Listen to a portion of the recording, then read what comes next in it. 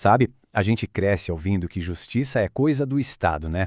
É quase uma verdade absoluta. Mas e se não for bem assim? E se o Estado, na verdade, for a causa dos maiores problemas da justiça? A ideia que a gente vai explorar aqui hoje é bem radical. Pensar na justiça não como um monopólio do governo, mas como um serviço. Um serviço livre, competitivo. Então, para começar, vamos deixar a teoria de lado um pouquinho. Vamos direto para uma história real, um caso que escancara o que acontece quando o sistema de justiça, quando ele simplesmente desmorona. Imagina a cena. Você é preso pelo assassinato do seu melhor amigo. Foi exatamente isso que aconteceu com Ricardo dos Santos lá em 1997. Ele ficou 59 dias na cadeia e, sob pressão, confessou um crime que nunca aconteceu. O detalhe mais bizarro de todos, o amigo dele, o Marcelo, não estava morto. Ele só estava trabalhando em outro estado. Mas a história, que já é absurda, fica inacreditável. Quase 30 anos depois, agora em 2024, o Ricardo foi preso de novo, pelo mesmo crime. A situação só se resolveu quando o próprio Marcelo, a suposta vítima, teve que ir pessoalmente ao tribunal para provar que sim, ele estava vivo. É inacreditável, né? Então, esse erro bizarro que custou quase 30 anos da vida do Ricardo, infelizmente não é um ponto fora da curva. É um sintoma de um problema muito maior. Para se ter uma ideia, no Brasil, um processo judicial qualquer leva em média mais de 5 anos para acabar. Pensa nisso, 5 anos. São vidas inteiras paradas, esperando uma resposta que simplesmente não vem. E olha, essa lentidão toda não sai barato. Na verdade, ela custa uma fortuna. Só entre 2021 e 2022, o judiciário brasileiro custou 160 bilhões de reais. É um número tão grande que é difícil até de imaginar, né? Para colocar em perspectiva, isso é mais do que todo o orçamento do Auxílio Brasil e dos serviços de polícia, somados.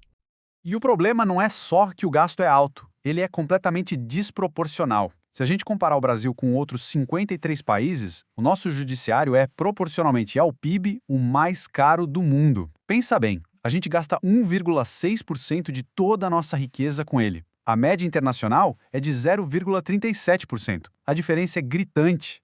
Ok, mas para onde está indo toda essa grana? Bom, a resposta é surpreendente.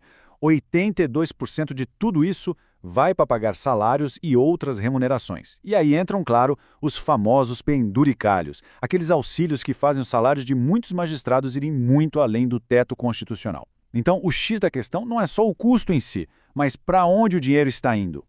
Beleza, mas por que isso acontece? Por que o sistema é tão caro, tão lento? É só má gestão, falta de organização? A crítica libertária vai dizer que não, que o problema é muito mais profundo. Para essa corrente de pensamento, esses problemas não são acidentes de percurso. Eles são a consequência inevitável da própria natureza do sistema, um monopólio que se sustenta pela força. E toda essa crítica parte de um ponto central, um princípio moral bem simples, o princípio da não agressão, ou PNA para encurtar. A ideia é basicamente a seguinte: é errado começar uma briga. Ou seja, é imoral iniciar ou ameaçar usar a força, a fraude, a coerção contra outra pessoa ou o que é dela. E o ponto-chave aqui é que, para os libertários, essa regra vale para todo mundo, sem exceção. Não importa se é um cidadão comum ou o próprio Estado. E como isso se aplica ao Estado? Bom, tem um sociólogo, Franz Oppenheimer, que ajuda a gente a entender. Ele diz que existem duas maneiras de conseguir riqueza na vida. A primeira são os meios econômicos: trabalhar, produzir, trocar voluntariamente com os outros. A segunda são os meios políticos, que é basicamente pegar a riqueza dos outros à força. A crítica libertária, então, argumenta que o Estado vive justamente desses meios políticos, através dos impostos. Porque, vamos ser sinceros, pagar imposto não é voluntário, né? E se qualquer um de nós fizesse a mesma coisa, o nome seria outro: roubo. E essa dependência da força acaba criando um sistema de incentivos, digamos, bem esquisito. Pensa comigo, o monopólio estatal, que é bancado com imposto, não tem nenhuma consequência se for lento e ruim. E também não ganha nada a mais se for ótimo e eficiente. O único incentivo real que ele tem é o de continuar existindo, de manter a burocracia funcionando. Agora, imagina o contrário, uma empresa de justiça no mercado livre. Ela precisaria ser boa, rápida e confiável, senão ela simplesmente perderia os clientes e fecharia as portas. E tudo isso nos leva a uma pergunta bem radical. Se o problema é um monopólio do Estado, será que a solução poderia ser o mercado? Vamos mergulhar agora nessa proposta e tentar entender como um sistema de justiça totalmente privado poderia funcionar, pelo menos na teoria. Então, como seria a estrutura disso? A ideia é a seguinte: as pessoas contratariam um serviço, uma espécie de seguro de proteção, de agências de defesa privada. Se rolasse algum problema, um conflito, essas agências levariam o caso para as organizações de resolução de disputas. Dá para pensar nelas como se fossem tribunais privados que competiriam entre si para oferecer o serviço mais justo, mais rápido e mais confiável.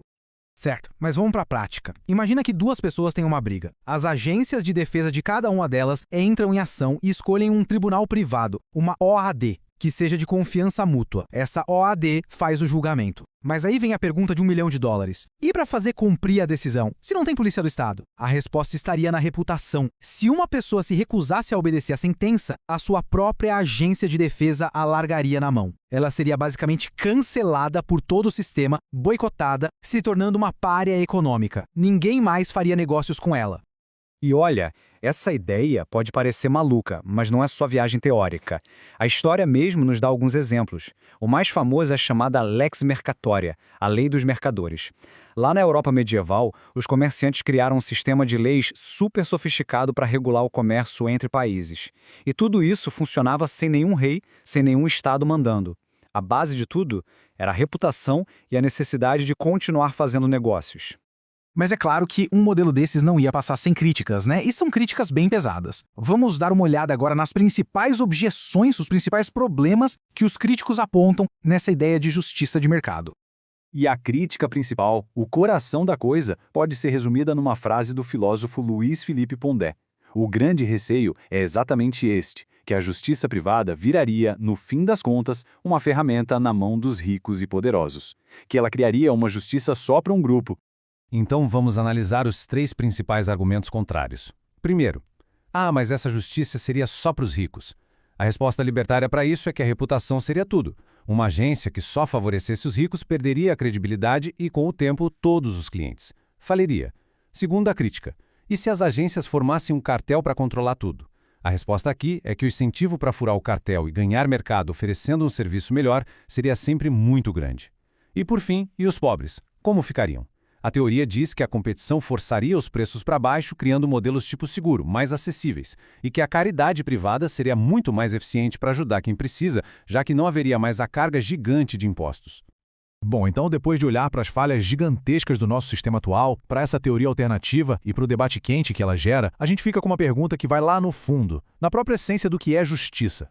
O caso do Ricardo dos Santos, que a gente viu no começo, mostra o custo humano, real, de um monopólio que falha. A teoria libertária, por outro lado, oferece uma alternativa radical baseada em escolha e competição. E a pergunta que fica no ar é essa. A justiça é, por acaso, uma função sagrada que só pode ser do Estado, mesmo com todas as suas falhas evidentes? Ou será que, no fundo, ela é simplesmente um serviço que está esperando por uma competição de verdade? A mesma competição que melhora e inova todo o resto das coisas na nossa vida. A resposta para essa pergunta, no fim das contas, define não só como a gente enxerga a lei, mas como a gente enxerga a própria liberdade.